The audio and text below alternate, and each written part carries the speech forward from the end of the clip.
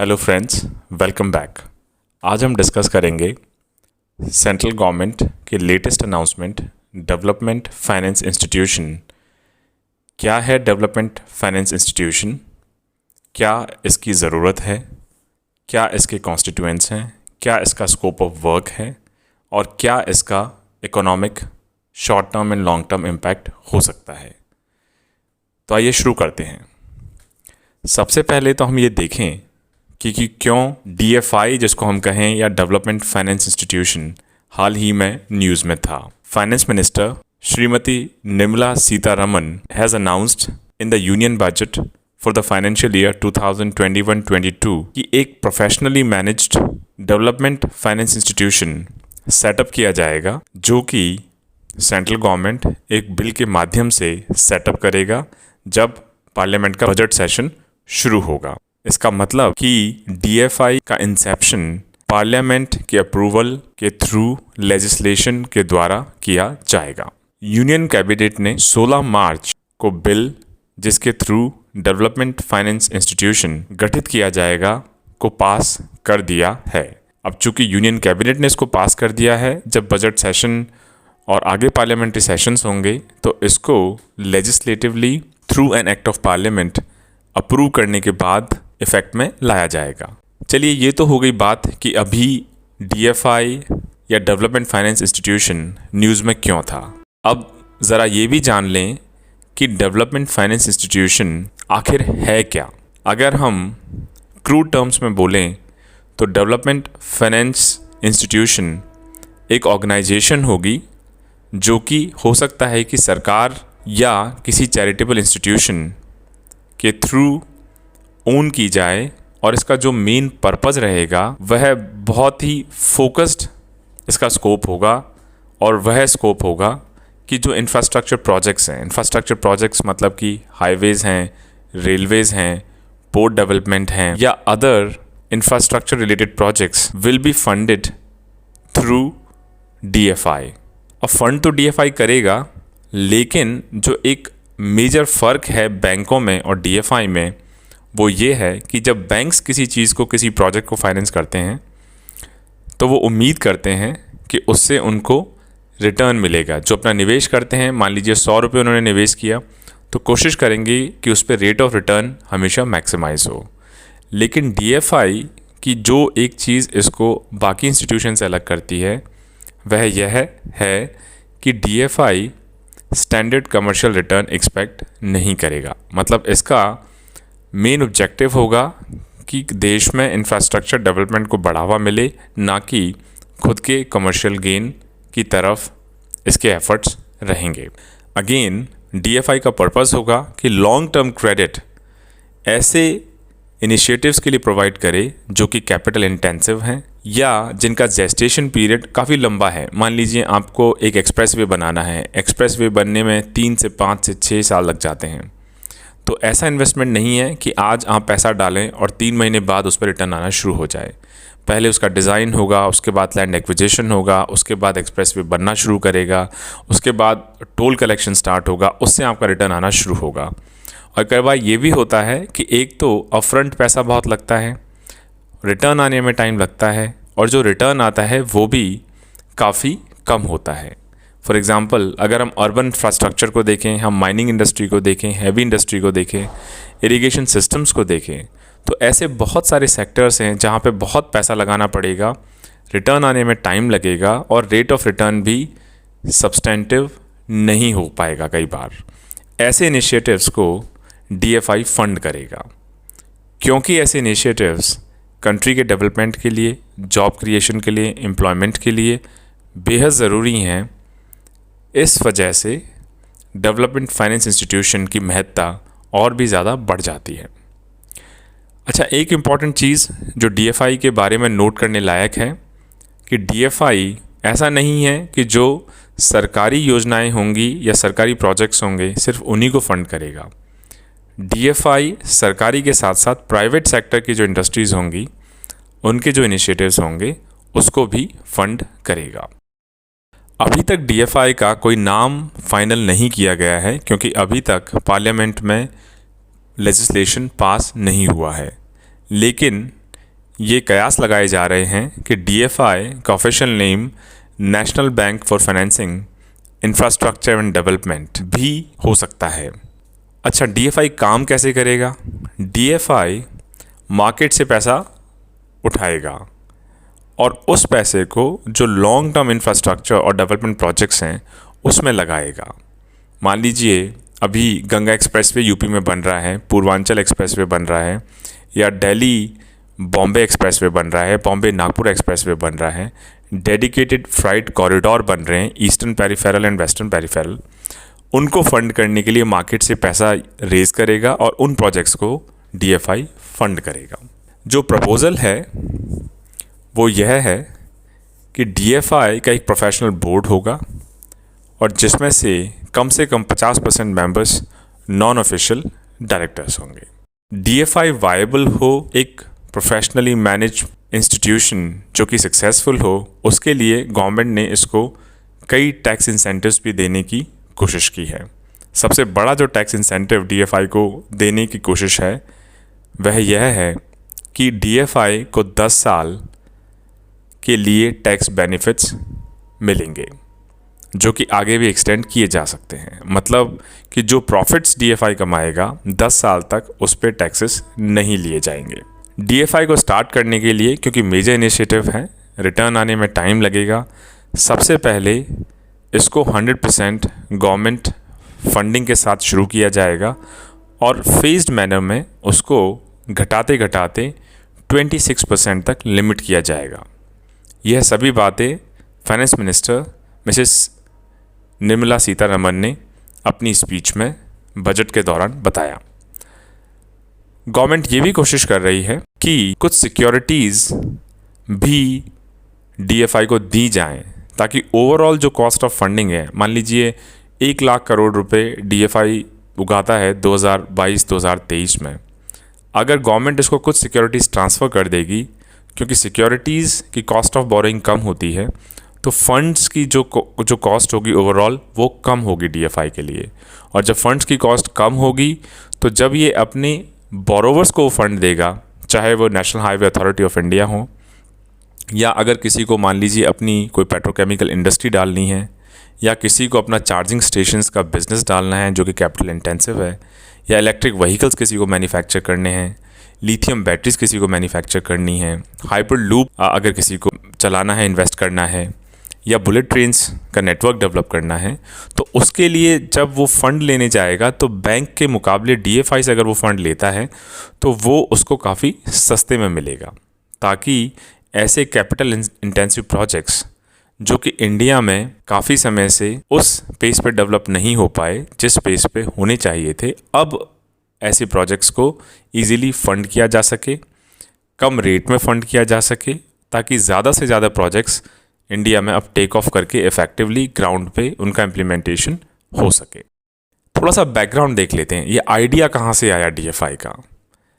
अगर हम हिस्ट्री देखें तो 1948 से 1964 के बीच में industrial finance corporation of India IFCI and industrial credit and investment corporation of India ICICI and industrial development bank of India IDBI establish किए गए थे। इनका भी पर्पज़ यही था कि ये बैंक्स, तीनों banks IFCI, ICICI and IDBI long term finance provide करें हमारी इंडस्ट्रीज़ को। 3 दशक बाद, after 3 decades, reserve bank of India ने जो कंसेशनल फंडिंग मिलती थी इन तीनों इंस्टीट्यूशंस को लॉन्ग टर्म ऑपरेशंस के लिए, उस कंसेशन को विड्रॉ कर लिया। अब जब RBI, क्योंकि इनको सस्ती रेट में पहले फंड्स अवेलेबल करवा रहे थे कंसेशंस के थ्रू, उसके विड्रॉ होने से इन बैंक्स को फिर मार्केट से पैसा उठाना पड़ा। जब मार्केट से पैसा उठाना पड़ा तो उसकी कॉस्ट ज़्यादा रही। जब उसकी कॉस्ट ज़्यादा रही तो इंडस्ट्रीज़ को जब इन्होंने वो पैसा उधार दिया, उसकी कॉस्ट भी ज़्यादा रही और इंडस्ट्रीज़ ने कहीं ना कहीं इन इंस्टीट्यूशंस के बजाय ऑल्टरनेटिव सोर्सेज ऑफ फंडिंग को चुनना ज़्यादा बेहतर समझा। अच्छा, बहुत इंटरेस्टिंगली 1970s एंड 80s में जो ये हमारे long term financial institutions develop किए गए थे, इनका जब रिव्यू किया गया तो यह भी देखा गया कि हालांकि इन्होंने फ़ंड डिस्पर्स किए इंडस्ट्रीज़ को सेटअप करने के लिए, प्रोजेक्ट्स को फंड करने के लिए, लेकिन ये फंड्स इंस्टीट्यूशंस उस वक्त प्रोफेशनली मैनेज्ड नहीं थे। उसकी वजह से धीरे धीरे नॉन परफॉर्मिंग एसेट्स, ऐसे एसेट्स जो या तो आपके डूब गए हों या पैसा आने की उम्मीद नहीं बची हो या कम हो, ऐसे एसेट्स धीरे धीरे पाइलअप होते रहे। और एक बड़ा कारण यह भी माना जाता है कि क्योंकि ये इंस्टीट्यूशंस प्रोफेशनली मैनेज्ड नहीं थे, पॉलिटिकल इंटरवेंशन काफ़ी ज़्यादा था उन दिनों में, उसकी वजह से, प्रोफेशनली मैनेज ना होने की वजह से इनकी जो लैंडिंग एट्सेट्रा थी पॉलिटिकली ड्रिवन थी, और ऐसे प्रोजेक्ट्स को भी फंड किया जा सकता था उस वक्त जो कि शायद economic, technical and financially viable ना हो। उसका एंड रिज़ल्ट क्या होगा? जब उस प्रोजेक्ट को ठीक से स्टडी नहीं किया गया है और मेरिट पे फंड नहीं किया गया है, तो इवेंचुअली वो प्रोजेक्ट शायद उतना वायबल ना रहे और ना ही रिटर्न दे सके और ना ही उस लोन को चुका सके। इन सब चीज़ों को देखते हुए 1991 में जो फेमस नरसिम्हन कमेटी है, उन्होंने रेकमेंड किया कि ये जो डेवलपमेंट फाइनेंस इंस्टीट्यूशंस हैं तीनों के तीनों, इनको डिसबैंड कर दिया जाए और इनको 91 की रिकमेंडेशन के बेसिस पे कमर्शियल बैंक्स में कन्वर्ट कर दिया जाए। आप देखते हैं आज ICICI एक कमर्शियल प्राइवेट बैंक है, लीडिंग बैंक है इंडिया का। IDBI has also been a leading bank. ये तीनों बैंक्स का एग्जिस्टेंस कहीं ना कहीं शुरू में डेवलपमेंट फाइनेंशियल इंस्टीट्यूशंस के थ्रू किया गया था। उसके बाद कम से कम 3 या 4 बार और कोशिश की गई कि कोई ना कोई ऑल्टरनेटिव इन्वेस्टमेंट फंड्स, क्योंकि बैंक से, मार्केट से अगर ऐसे प्रोजेक्ट्स पैसा उठाएंगे तो पहली बात तो पैसा मिलना मुश्किल है, दूसरी बात उसकी कॉस्ट काफ़ी हाई होगी।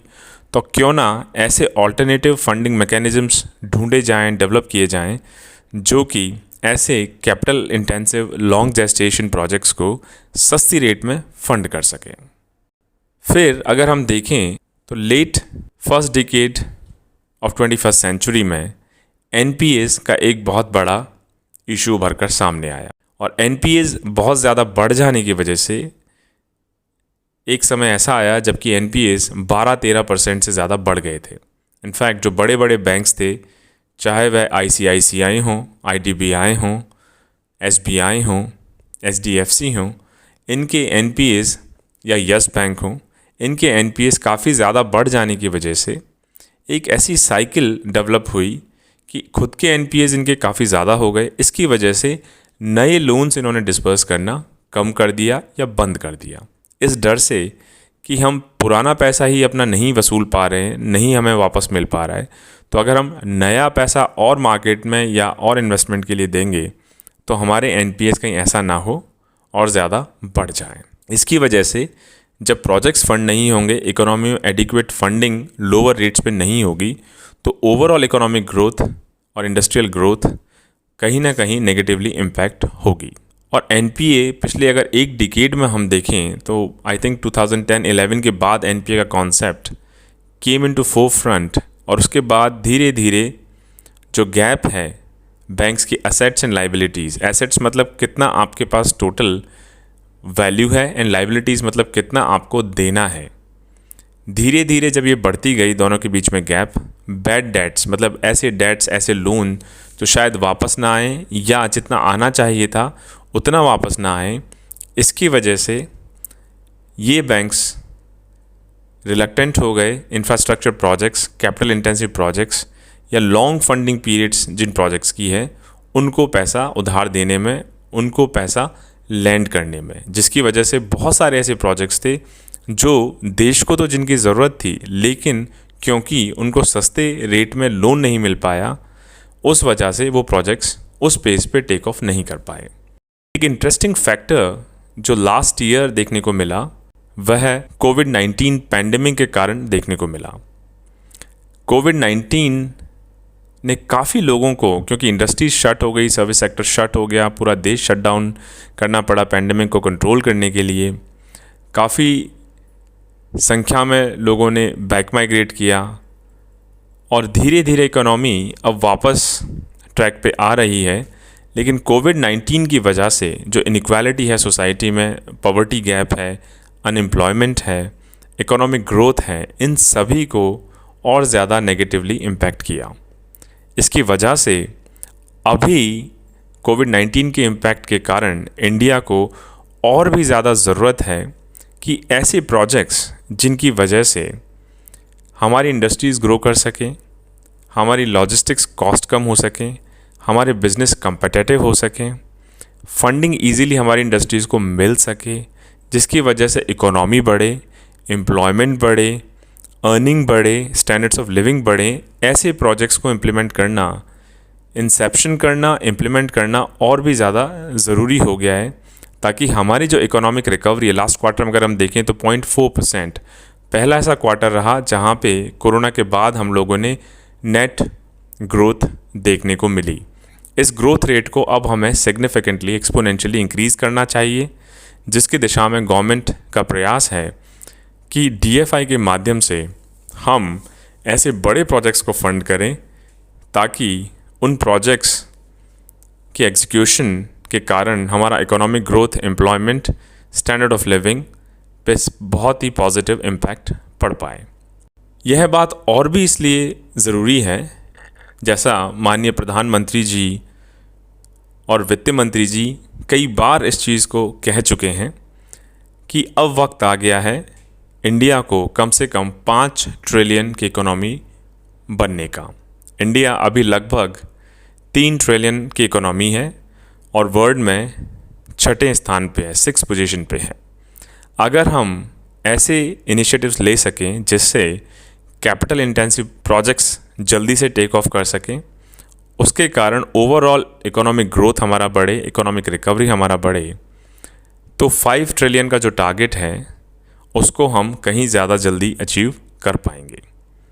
उसी क्रम में कोशिश यही है कि देश में वर्ल्ड क्लास इंफ्रास्ट्रक्चर को डेवलप किया जाए, चाहे वो बुलेट ट्रेन्स हों, चाहे वो हाइपर लूप की लेटेस्ट टेक्नोलॉजी हो, चाहे वो डेडिकेटेड फ्राइट कॉरिडोर्स हों, चाहे वो मल्टीपल एक्सवे प्रोजेक्ट्स हों।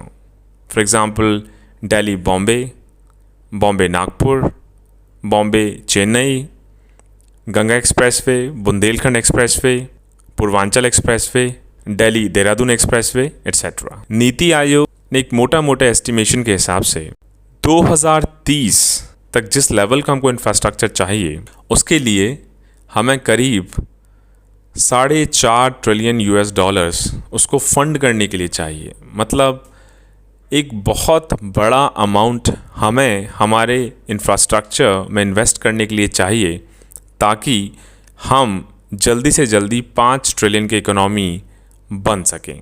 और उसी क्रम में उस फंडिंग को अवेलेबल करवाने के क्रम में, ताकि फंडिंग इजीली अवेलेबल हो, कम कॉस्ट पर अवेलेबल हो और ऐसे प्रोजेक्ट्स में इन्वेस्ट करने में इंटरेस्टेड हो जो हो सकता है कि कमर्शियली बैंक्स ऐसे प्रोजेक्ट्स में इन्वेस्टमेंट करने के लिए तैयार ना हो।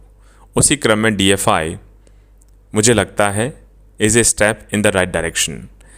अगर हम आसपास के कंट्रीज़ को देखें, क्या हम पहले ऐसे कंट्री हैं जिन्होंने ऐसा इनिशिएटिव लेने की सोची है? तो ऐसा बिल्कुल नहीं है। अगर हम देखें तो DFIs China, Brazil and Singapore में बहुत ही successful, domestic as well as international markets में बहुत ही सक्सेसफुली ऑपरेट कर रहे हैं।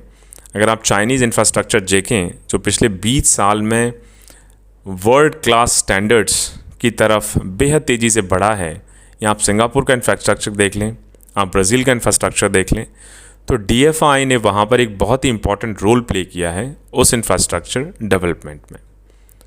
और इंडिया की भी यही कोशिश है कि DFI इस्टेब्लिश करने के माध्यम से हम भी अपने इंफ्रास्ट्रक्चर को वर्ल्ड क्लास अपग्रेड कर पाएंगे, जिससे हमारा कॉस्ट ऑफ डूइंग बिजनेस कम होगा, कंजेशन कम होगा, लॉजिस्टिक्स कॉस्ट कम होंगे, टाइम कम लगेगा, हमारे एक्सपोर्ट्स कम्पिटिटिव होंगे, कॉस्ट ऑफ मैन्युफैक्चरिंग कम आएगी, इकोनॉमिक ग्रोथ बढ़ेगी, एम्प्लॉयमेंट बढ़ेगा।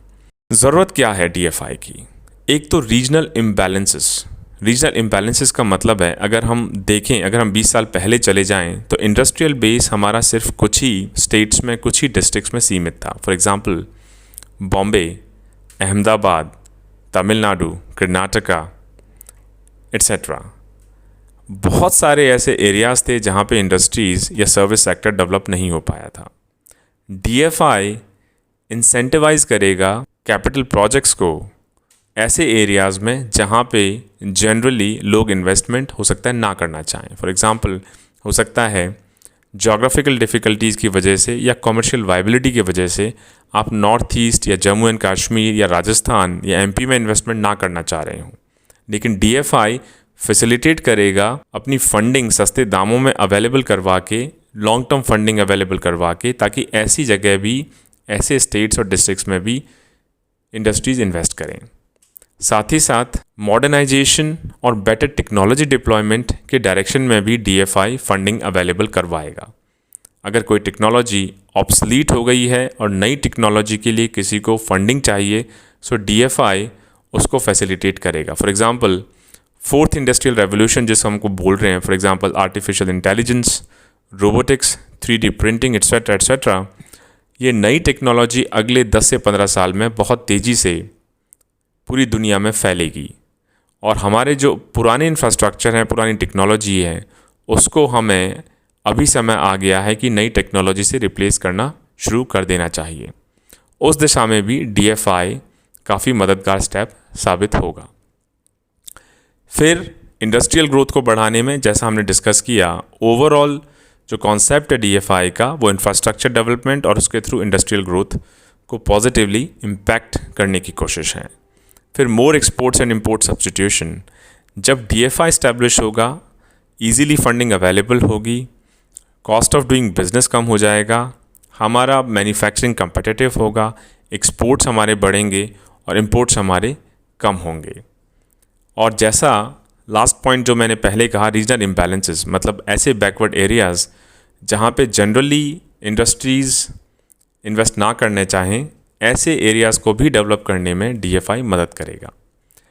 अब अगर हम इसकी निटिग्रिटीज़ में जाएं, डिटेल्स में थोड़ा देखना शुरू करें, तो DFI ने 2021-22 के लिए 20,000 करोड़ रुपए इन्फ्यूज़ करने का प्रपोज़ल रखा है, जिसमें से उस 20,000 करोड़ में से 5,000 करोड़ गवर्नमेंट तुरंत ही मुहैया करवाएगी और अगले कुछ सालों में DFI 3 लाख करोड़ तक का पैसा markets, securities and other sources से इकट्ठा करेगी। कोशिश यही है कि अगले 3 साल में DFI के पास जो लैंडिंग पोर्टफोलियो हो, मतलब जो इन्होंने पैसा दिया हो अलग अलग प्रोजेक्ट्स के लिए, वो कम से कम 5 लाख करोड़ का होना चाहिए। इसका मतलब तभी आप इफ़ेक्टिवली ऐसे प्रोजेक्ट्स को फंड करेंगे जिससे हमारी इकोनॉमिक ग्रोथ और ज़्यादा बढ़े। कोशिश यही है कि जो हमारा कैपिटल एक्सपेंडिचर टारगेट है 5.54 लाख करोड़ 21-22 का, अगर हम देखें 2020-21 का, तो वो 4.39 लाख करोड़ था। मतलब लगभग 1 लाख करोड़ से ज़्यादा का कैपिटल एक्सपेंडिचर प्रोजेक्ट है, टारगेट है हमारा इस साल, पिछले साल के मुकाबले। अब ये एक्स्ट्रा पैसा कहाँ से आएगा इन्वेस्टमेंट करने के लिए? तो ये पैसा DFI जैसे इनोवेटिव इनिशिएटिव से आएगा। अगर हम एक इंटरेस्टिंग फैक्ट देखें तो लगभग 217 इंफ्रास्ट्रक्चर प्रोजेक्ट्स हैं जो कि लगभग 1.1 लाख करोड़ की कीमत से कंप्लीट किए जा चुके हैं। और जो पुराने DFIs थे, जैसा हमने पहले डिस्कस किया, ICICI, IDBI, जिनको बाद में यूनिवर्सल बैंक्स बना दिया गया, इनको भी पब्लिक डिपॉजिट्स का एक्सेस दिया जाएगा। गवर्नमेंट ने ऑलरेडी इस साल के फाइनेंशियल बजट में 20,000 करोड़ का प्रपोज़ल रखा है, जिसमें से 5,000 करोड़ तुरंत अवेलेबल करवा दिए गए हैं ताकि DFI इमीडिएटली ऑपरेशनलाइज किया जा सके। DFI को स्टैट्यूटरी बैकिंग भी होगी। ये एक सिंपल इंस्टीट्यूशन नहीं होगा, इसको स्टैट्यूटरी बैकिंग इसलिए दी जा रही है ताकि ये एक रोबस्ट इंस्टीट्यूशन की तरह इस्टेब्लिश हो, प्रोफेशनली मैनेज्ड हो, पार्लियामेंट्री अप्रूवल्स की बैकिंग हो एंड करीब 27,000 करोड़ कोर कैपिटल दी जाएगी पुराने DFIs से इसको डिफ्रेंशिएट करने के लिए।